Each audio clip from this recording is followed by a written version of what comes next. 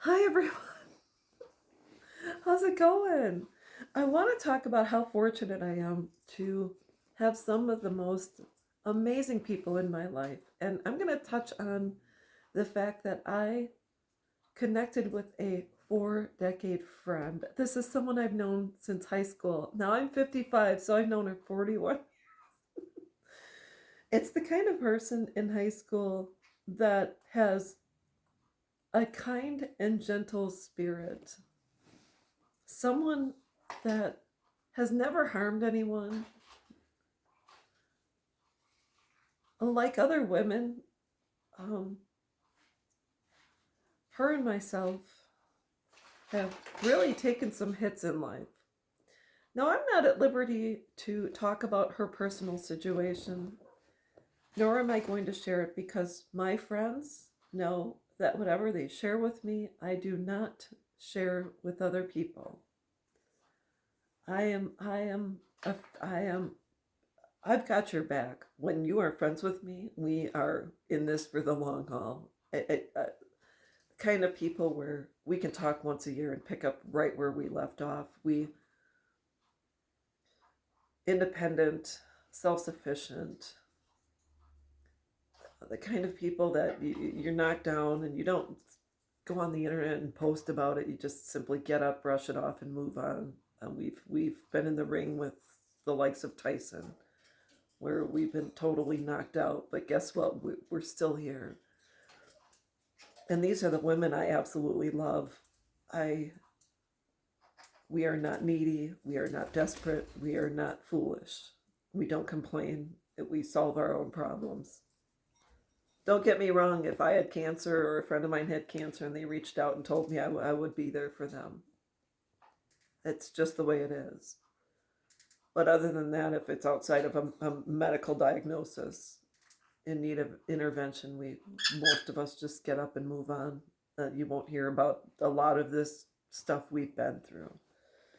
And so I want to read what I wrote down because I take notes when I want to create a video. My friend and I are survivors. All of my friends and I are survivors. Kind of like Wonder Woman with those bracelets on. Back in the 70s, etc., Wonder Woman had these bracelets and she'd fight off evil. You got to watch it. It's pretty cool. We've survived because we never took the old woe is me mentality. We've survived in and outside of our homes. Never would expect anyone to feel sorry for us because we did this before the internet. It's We didn't have groups to join and you support and go online and do Google searches. There was no Google search. You had to get up. The difference between us and other people is we had never expected anyone to feel sorry for us or coddle us. I would always, my friends would always say, Laura, you need to get up. F that. You need to get up. You gotta stop. You gotta stop returning to the scene of the crime. You need to get out. And we're just straight up honest with one another. There comes a point in time when you have a friend who is straight up and tells you like it is. We were too busy raising our children and protecting them from other people, including their own fathers. Although I'm not at liberty to talk about her experience, women like us protect our abusers because in doing so, we are protecting our children. When we finally gain the strength to leave, our exes still have a connection to us. They target our children and hurt them to hurt us. My friend has gone through the ringer and she's still standing. Most interesting part of all of this is we still have kind and gentle hearts. Neither of us have wished ill on anyone, including those who have harmed our children. You come to a point where you pity the other person because hate manifests itself in many different ways.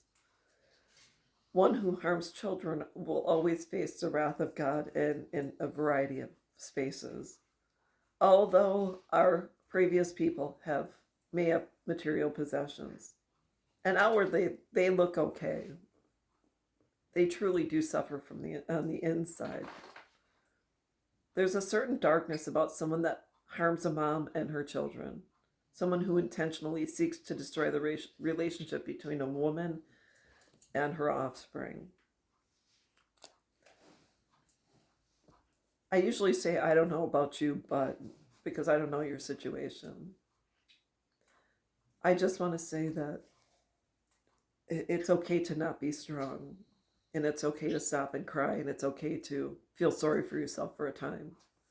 But if you're going to survive, like my friends and I, you're going to say, there comes a point in time when you, deep down inside of you, that roar starts to build up, and you say enough is enough, and you let it out, and you say, oh no, not today. Not tomorrow, not next week, not next year. This ends today, and I am no longer allowing you access to me. So that's all there is to it. If you think that your ex or someone else in your life isn't suffering as a result of their behaviors, think again. It does happen. You may not see it, but it will manifest, because hate, it comes about, and it does affect people from the inside out. Most people probably can't sleep at night when they are cruel to other people. So anyways, that's all I've got, and I will be back.